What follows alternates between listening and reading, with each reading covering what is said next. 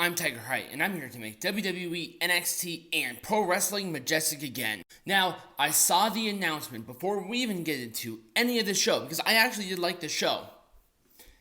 NXT on the CW.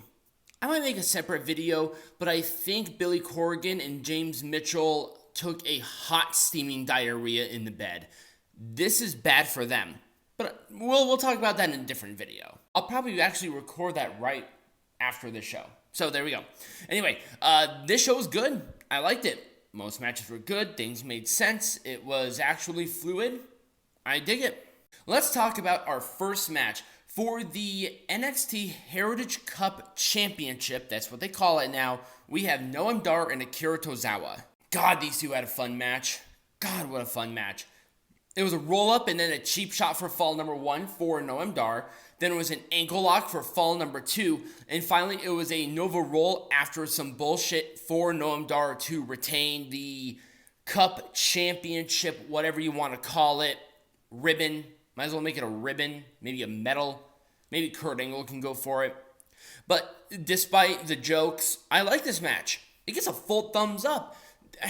I don't know how they managed to continue to keep this United Kingdom rules very interesting and dynamic, and it makes sense.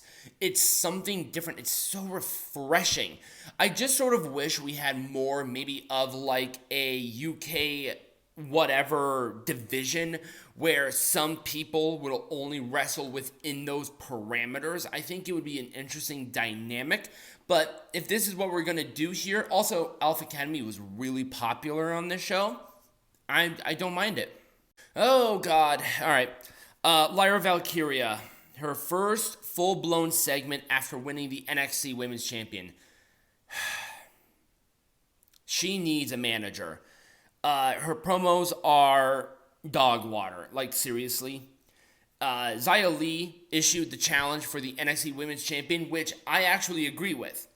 She had that opportunity before Becky Lynch lost the title. And her knocking out people is actually building up credibility. Here's the thing. Was the original knockout real or no? I don't know. She has a history of it, so I'm going to lean towards, hey, let's pivot her entire gimmick to knocking out people, which, if it's not scripted, I don't mind it. In fact, it makes her feel dangerous. And you know what? I don't hate this. So, despite the kind of dog water promo that Lyra gave, I like the premise where it's going. I really want Xia to win. If Xia does not beat Lyra for this title, Xia's done. Lyra, I think she's just transitional because they didn't want Becky to lose to Xia.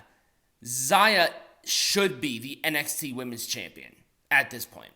I'll give it an Orange Cassidy thumbs up. Now, at that point, I want to hear from you. Do you think I'm right about that? I mean, you know I am, but I want to hear from you in the comments down below. Or over here next to me. So this is an Iron Survivor qualifier match with Tiffany Stratton and Fallon Henley. These two were supposed to go after each other in a match last week, but it never happened, and I see why. These two, I think this actually leads more credence to the rivalry, and it felt intense, and I'm for it. This was a good freaking match. Wonderful back and forth. That just shove out of the top and middle rope to the floor from Tiffany. That looked like it hurt, but Fallon Henley took it like a champ. But it was prettiest moonsault ever for the win. A good match. Full thumbs up. Oh my God, this was awesome. So, Bron Breakker and Von Wagner. This was such a fun match. I love this. The rivalry, the intensity, the little scar that Von Wagner showed continues to make him look like the biggest babyface. It was a spear for Bron Breakker to win. There was a post-match on Robert Stone until Von Wagner powerbombed Bron Breakker through the table. I can't believe they did it. He is the biggest babyface right now in NXT. That's amazing. They somehow did it. He is sympathetic. He's relatable. His promos are actually good. His in-ring action, it hit or miss, but this stuff with Breaker is just bonkers good. It gets a full thumbs up. Seriously, I'll be honest with you. Go out of your way to watch this. This is done to perfection. I love everything about this, and I can't wait to see more. No wonder this shit's on the CW now. Our next match, I'm not sure how I feel. Elektra Lopez and Lola Vice taking on Kelani Jordan and Roxanne Perez. It was a fun match, a dynamic match, and everything here made sense. The showcase was with everybody, and I'm super happy for it. And it was a split-legged moonsault for the baby faces to win. Here's the thing. Nobody was buried in this. It was a dynamic, fun, well-paced match. Nobody screwed up royally, and I thought everybody looked good. Clean, right to the point, promote, there you go. Orange Cassidy thumbs up all the way. It could have been more beneficial, maybe a little more time to promote the feud overall, but for what we saw here, perfectly enjoyable. So because Drew Gulak is a moron, he challenged Otis. So Otis versus Drew Gulak, it was a powerbomb from Otis for the victory. Once again, Alpha Academy, super popular with this crowd, and I'm going to give it an Orange Cassidy thumbs up. There's not too much else to say about it. Up next is a male Iron Survivor qualifier match with Dijak and Tyler Bate. God, this match was good. Can Tyler Bate literally not have a bad match? Seriously? Even with Dijak, these two subsequently can wrestle each other's poop, and it would probably be a good match. Seriously, this was that good. Super dynamic. I loved the back and forth. The David Goliath aspect that they did here was done so well, and it was feast your eyes for the win.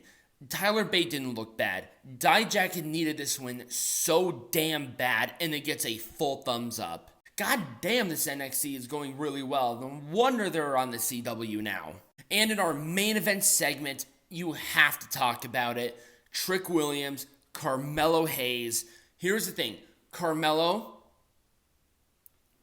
come on, he attacked Trick. There's no way he didn't. But Trick Williams said, I did not hear anything. I didn't see who attacked me. Did you attack me? And Carmelo did well. Now, let's talk about the elephant in the room, and that was Lexis King coming out to stir the pot. And there were a lot of people upset about this. But my question is, why? He's a heel. He should be in this position. They're already promoting him as the toast of the town, as the main event player that he is supposed to be. Might as well put him in that sort of poke the bear mentality. Sean O'Hare was the devil's advocate, and I wish they did more with him. And I'm kind of seeing a little bit of a reference with this in King, and I don't even hate it.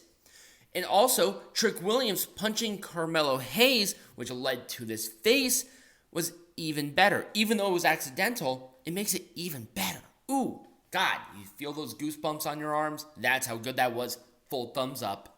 But that was NXT. Let me know what you thought about not only my video, but NXT in the comments down below or right over here next to me. Subscribe or follow the channel. Become a patron. Get some hats. All of those links will be in the bio or in the description, depending on where you're watching this on. And as always, be majestic.